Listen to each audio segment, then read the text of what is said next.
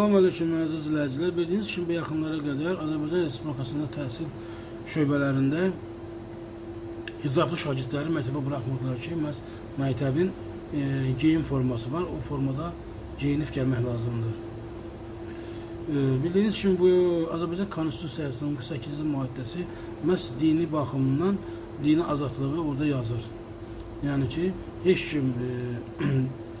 kimin dini azadlığını əlinə ala bilməz. Bu konstitusiyaya əsasən hər hansı bir Azərbaycan Respublikasının dövlət məmurları hər hansı bir qərar çıxartsa, yəni bu qərar Azərbaycan konstitusiyasının çərçivəsində qərar çıxarda bilərlər. Yəni ondan kənarı öz başına qərar çıxarda bilməzlər. Və yaxud da deyib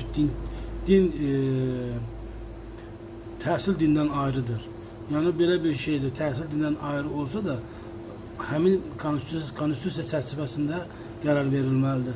Azərbaycan dini və milli dəyərləri, maraqları nəzərə alınmalıdır.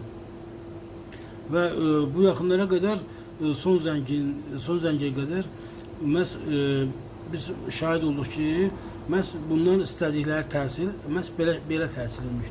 Mini yubkada, gödək yubkada. Əgər siz elə təhsildə geyim forması müəyyənləşdirmək istəyirsinizsə də geyim formasını düzgün müəyyənləşdirin ki, və yaxud da dizdən aşağı olsun.